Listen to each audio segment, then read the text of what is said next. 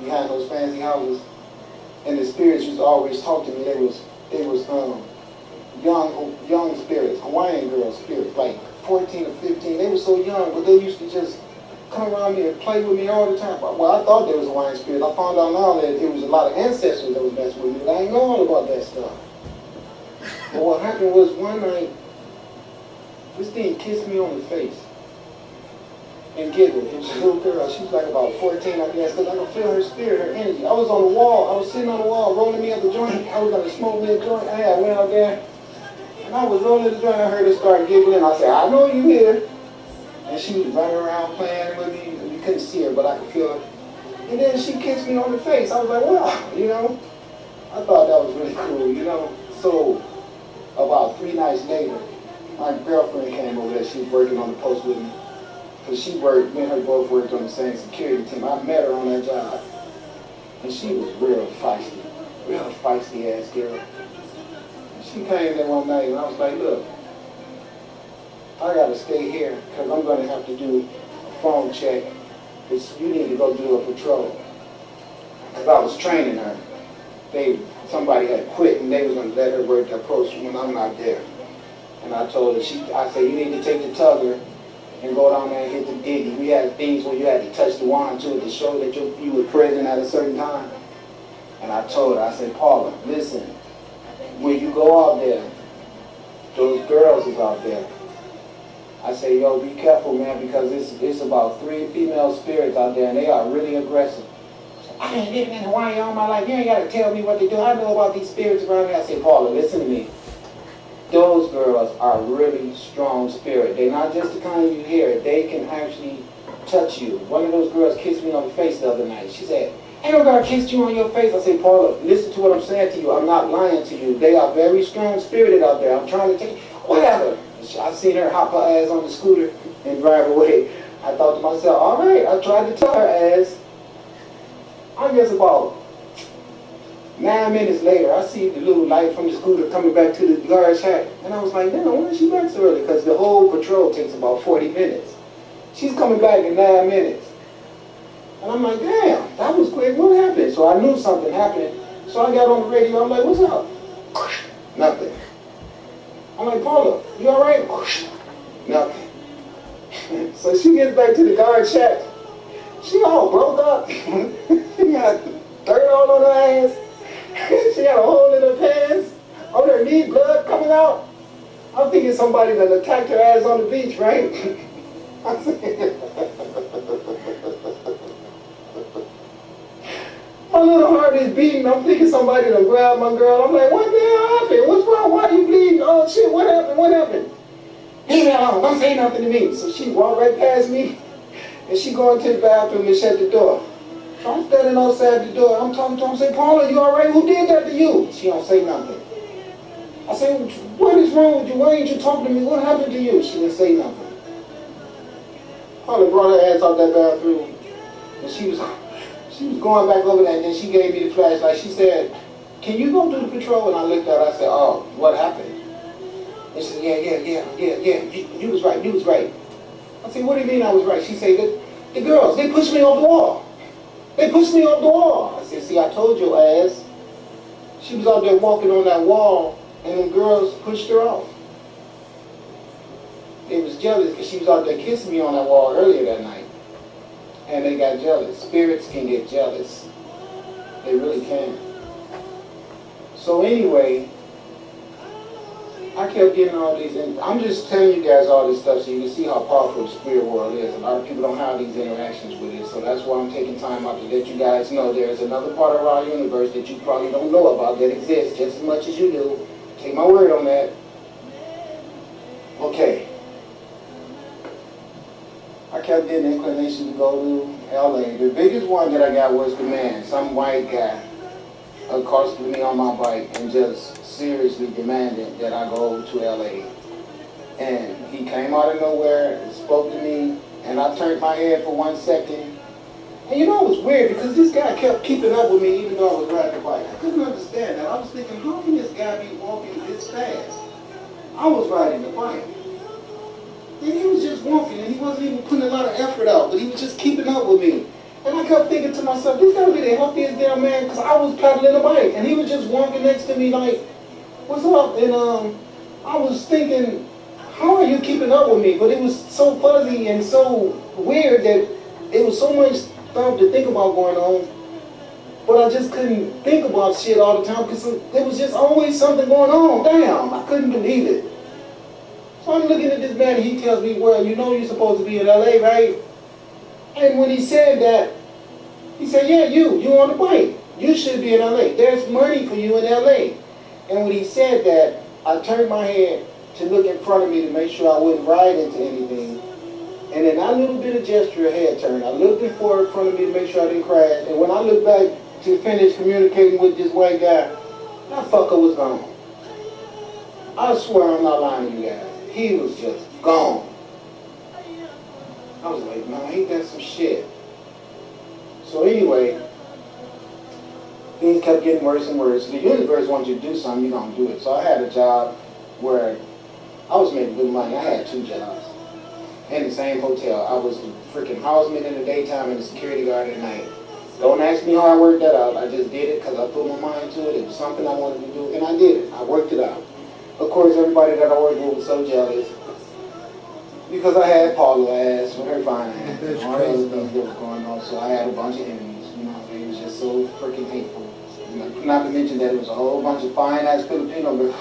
Especially with my name. I ain't gonna say her name. Boy, I worked with a fine ass Filipino girl. I wanted to get a hold to her ass too, but I couldn't. She was married, but damn, she was really beautiful though. And you know what, yo? I left and I went to LA, and it was so hard in LA. It was so hard to live. I lived in a shelter for about a month. I got robbed, you name it, all kind of shit went on down there. Finally, I ended up in this house where I was living at with some freaking crazy ass people. It was like a halfway house. I was paying a lady $500 a month for a bedroom, living with a whole bunch of other crazy ass people. It was just crazy off the hook. And the universe kept telling me, I want you to go tell that man that I'm going to burn down their houses. That's what it kept saying to me. I'm not going to say the man's name because I'm not going to do that, but they gave me a specific name to go looking for. And I was like, oh, hell no, what is this? You know what I mean? And I was like, I'm not going to be one to get involved in nothing like that. Them guys are gangsters. They're going to kill me talking that crazy shit. And the universe was like, don't worry about them. You do what I tell you to do. Get your ass down there and tell them what I said. Now, I remembered my car flipping over and all that stuff. And I lived in LA for about 4 months before I finally went to where I was supposed to go. I went to a place called Revolution Studios in Los Angeles, California. And when I went in there, there was a security guard there. And I said, listen, I've been sent here to give a message to somebody. And he was like, that person doesn't work here. I said, oh no, he said, no, they don't work here. He said, well, what is the message? And I had made a little demo. And I said, it's right here. So I gave it to the guy. And when he was looking at it, somebody was talking to him in a headpiece, and it was like, ooh, who's that, and this and that, ooh, and all that stuff. But anyway, whoever was talking to him, I believe, had some predisposition about me, because he started asking me about the questions, like, what's your phone number, how can we get in touch with you, and this and that, and all that stuff, and I was like, reluctant to give him any information. But anyway, I left. The information that was on the demo was information about celebrity houses getting burnt up. When I got home and sat on the couch, Malibu was on fire. And 1,500 of those celebrity houses got burnt up. Look at that. That gets no better. That's the snake. That's that serpentine fire I'm telling you guys about. See, this is how nature shows you. You see how it moves like a snake? This is what nature wants you to be aware of, that this is not a joke. You're dealing with some spiritual energy. That's that serpent power I'm telling you about, right there. The serpentine fire is what that is. That's what you guys have to look forward to for your wickedness. Anyway, make a long story short, I dropped off the message about the celebrity homes getting burnt, and the whole city of Malibu got burnt up. I'm not boasting. This is what you call a courtesy media interjection. Okay? That's what that is. I am giving you guys an introduction to how reliable my information is. So if I say to you now that my mom wants me to be sustained, or if I say to any CEO that your business practices is not acceptable on this planet, and if you don't start being more selective with your workforce, your building is going to be burnt up. Just like I said earlier. That's when it got implemented. When I said it earlier. That was it. That's when I spoke it into manifestation. When I said it, I've already written it down. See, I know my words. Once I write it down and say it, it's a wrap. So see, black people need jobs too. Black people need money too. You guys are going to stop murdering us on this planet.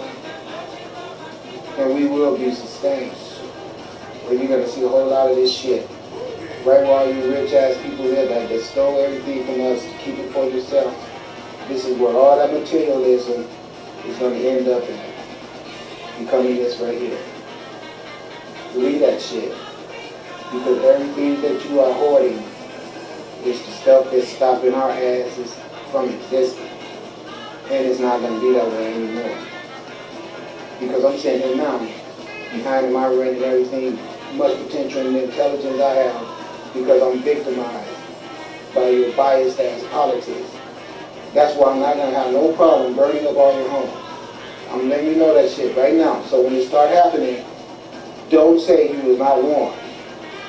Call Bruce Willis. Call those fools and ask them. Verify what I just said. Ask them. You know I wouldn't tell a lie like that if it wasn't true. This is what I'm saying. You can get Bruce Willis to corroborate my story if you don't believe me. If you can get in touch with his ass. He's very busy, I'm sure.